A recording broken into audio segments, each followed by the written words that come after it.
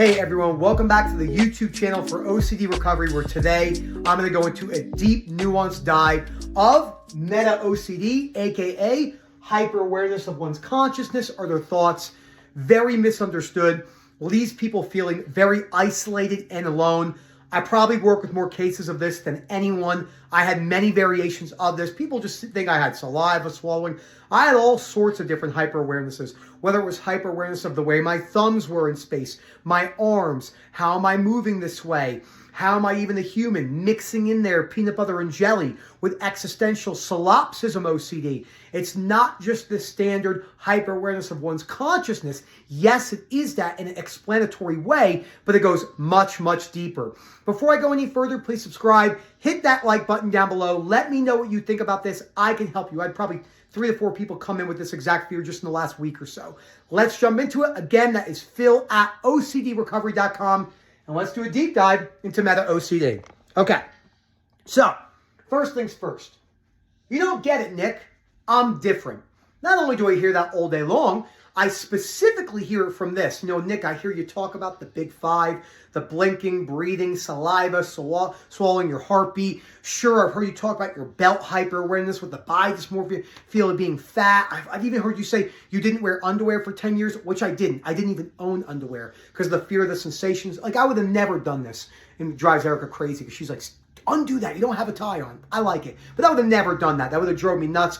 I would have thought about that all day. I can't concentrate. I can't pay attention. We're going to go into a lot of core fears with this later. But I hear that. Saying this over and over can be very compulsive. Just like people saying it's hard. You got to be careful. When we repeat things over and over again, it becomes reassurance. It's a venting reassurance, whether you know it or not. So we get it. It's difficult. It might not be the typical presentation, but you got to stop saying it, and you got to focus on what actually gets you better is your beliefs and your behaviors over a multi-year period, okay? It can present in many different ways. You can have a hyper-awareness of one's consciousness and how you move throughout space, which has an existential component. If you have a fear of, I don't know what the purpose of my life is, and then it disconnects you from reality, now you're just hyper aware of your human condition. How do I think like that? Why do I think that way? What's that about? And then you have that inside your head, just like the dun dun dun dun, like Arnold Schwarzenegger in the movie, just ba ba ba ba ba ba ba ba ba, just thought. And so it has different connotations: existential, religious. You could have OCD, there's a million examples of this. You could have OCD, but then hyper-awareness of one's consciousness as you're just thinking about the relationship cycle all day long in a particular way. Where, again, we're going into extreme nuances. I'm just using this to explain how it presents. But a lot of the more typical cases are, I'm thinking about my body movements. I'm thinking about where I am in space. I'm thinking about how I even think. How did I think like that? Why did I think like that? This is not going to be able to be explained properly, more than likely, without that lived experience. It's very difficult.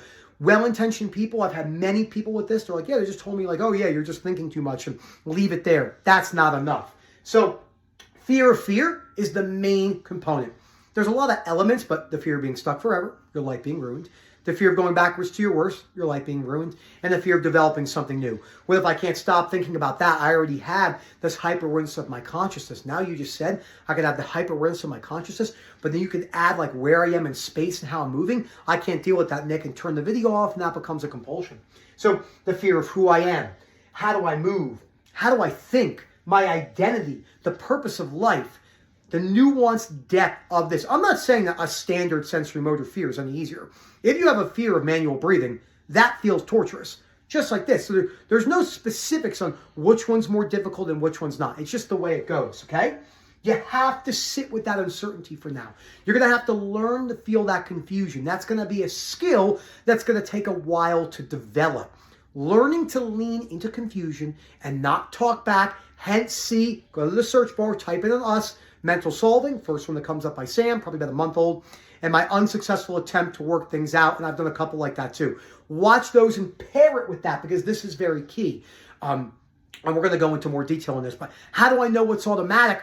And how do I know what's my thinking? Is that coming from me? Is it not? You got to learn to bring that solving down. I know it feels very tied together, but it's not. Once you learn to build that skill over a multi-month period, you can learn to allow that confusion to be there. You don't actually need to know whether the thoughts are coming from you or the divine, or it was like zapped into your brain. All the different examples. It's going to take some time, okay? Confusion is your new best friend. Right now, it's your enemy. Right now, you want to annihilate confusion. But that's not going to do you any good, okay? And then maybe you are different. maybe you're treatment resistant. Come on, we have to all accept the uncertainty. I had to, Momin, Sam, Rob, anyone I've coached to recovery, there's always an element of uncertainty. I had someone ask in a YouTube comment the other day, can you really get comfortable with uncertainty, moving with acceptance? I said, well, that's what the whole thing is about. You just can't see it when you're stuck. Okay, let's go in. Let's actually bring it in. Let's bring it in, old school way. Let me move this up a little bit. This will be really good. All right, there we go. That's what I'm talking about, baby. You know, I'll point to it too with a golf club. You know, because I keep my chip in. Okay, mistakes right here, bada bing. You know, no, okay. One day Rob's just going to fire me because I'm so annoying, and that's completely okay. I'll go live in the woods. So, or on the Manitou Incline. So mistakes. Thinking the recovery approach is different. Again, everyone feels that they're different, but it's still the same principles. You just have to have it explained correctly, then the risk-taking to get it done. So that means the behavioral action, the uncertainty, the leaving it there, changing your beliefs. We're going to go into a lot more of this. The mental solving and working it out. That is the number one thing that people do. They will say to themselves, oh my God, is it coming from me? How do I do these things? I got to know why. You actually don't have to know why. As Sam says so elegantly, if you also go to our search bar, type in urgency, a TikTok will come up or a YouTube short, but by Sam, which I love, it says the call to action, everything is going to feel very urgent. It's going to make it feel like you have to address it right now, and you don't. And then you're running from that disconnection from the world. You're so stuck internally, hyper-focusing on the automatic, partially, and outward solving, hyper-vigilant of the questions. Who am I? How do I move? So that disconnection from the world, the enjoyment, that's going to have to be there. You're going to have to feel, as I call, blah. You're going to have to get more comfortable with that. Yes, Nick, how can you get comfortable with something you hate? Well, that's a main Stoic virtue. There's many things I don't like in my life, but I'm more comfortable with them. It doesn't mean I like them. That's why we say acceptance doesn't mean agreement.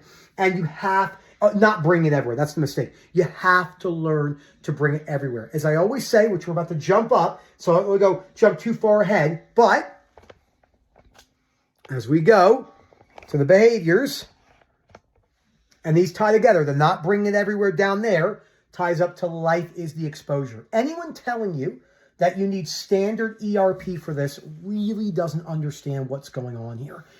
It's already there. I was on the call with someone today who had a hyper-awareness sensory motor based on their nose. It was their first call. I said, you just sitting there and trying to focus on your nose like this? Yeah, someone's going to take a screenshot of that. I'm fucked. That's not going to do you any good because you're still scared of noticing forever and you're still not bringing it anywhere. Sensory motor OCD hyper-awarenesses require the least amount of standardized stereotypical exposures. Life is the exposure. Hence why eventually your life needs to look exactly as it would if you didn't have this. That is absolutely critical. That's going to take time. It's going to take patience, and you will not like how that feels. It took me a long time to realize that I'm going to have to feel that disconnection. I'm going to have to learn to not solve. I'm going to have to learn to not complain and vent about it to my family members, my loved ones, and everything else in between. And I'm going to have to feel that total disconnection as I build my life to give myself the best opportunity to get better. But again, these two right here, because we're about to go into beliefs, peanut butter and jelly, you got to sandwich them together. Sometimes people need a little bit more behavioral action, which is typically true in meta and hyper-awarenesses. The beliefs are the prick to the heart of OCD. It's like straight through the heart of it. But it doesn't take a lot of time. I use this example. Let's say you're up for 17 hours a day. Let's say you sleep 7 hours a day. I'm going to turn this from me for a second. So let's say you sleep 7 hours a day. You're up for 17 hours a day. If you dispute and read for 45 minutes, 5 days a week, and do that time, so put that time together divided by 7,140 minutes a week, if you're up 17 hours a day, It's like 3.1% of the time during the week. Well, what are you supposed to do for the rest of the time? You're supposed to do this. That's what you have to do. And that's why so many people pinprick, but I call this the meat and potatoes. This takes the majority of time. All right, let's go down to what really fuels it. Unconditional self and life acceptance. A lot of life being ruined. I can't concentrate. This isn't fair. Oh my God. But also just a lot of self-acceptance, just not accepting yourself for the brain that you have. That's a big piece of OCD recovery for all of us. But people don't want to accept that they have this, right? What if I'm weird? What if I'm different? What if people reject me? But again, sure, you could put other acceptance in there to a degree, but a lot of it is life acceptance, not understanding what the meaning of life is, not knowing what the purpose is to things, et cetera, et cetera. The rumination, the confusion, or just itself, right? Those are the things that people hate the most. So think about these beliefs. Oh, sorry. Of course, that made no sense. Remember, you have the ABCs. Activating event plus belief systems equal consequence. Most people, understandably so, B equals C. Because I have this problem, it equals C, I'm depressed. I don't want to be here anymore. I hate my life. But that's not necessarily true. Because the activating event, which let's say the rumination, the automatic cycle, the confusion in your mind, all the different things, you're missing the key component, which is the belief part. I hate feeling this way.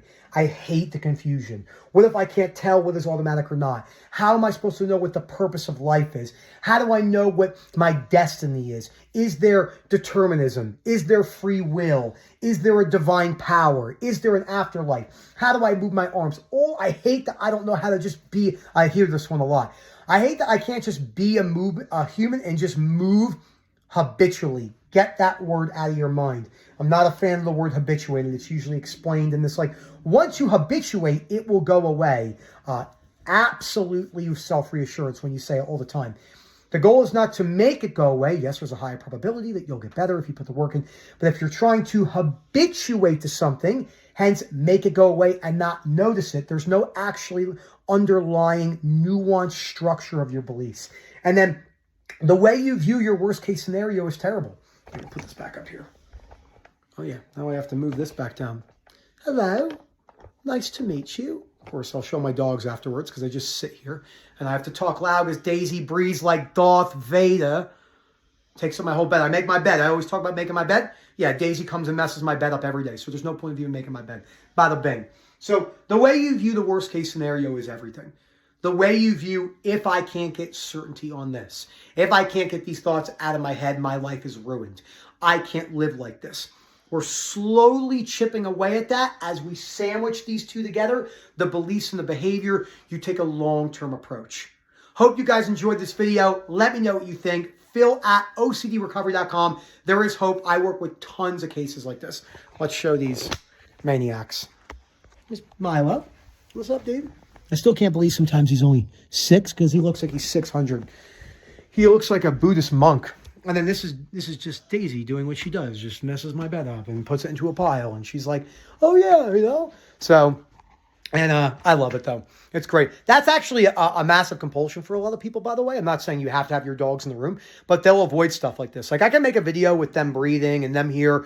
This idea that like people are overstimulated, they can't do it. You got to build that frustration tolerance. I'm not saying things don't annoy you, but the more you label something as like, I can't do that, I'm too overstimulated, this and that, little sidetrack, but that's a key piece of OCD recovery.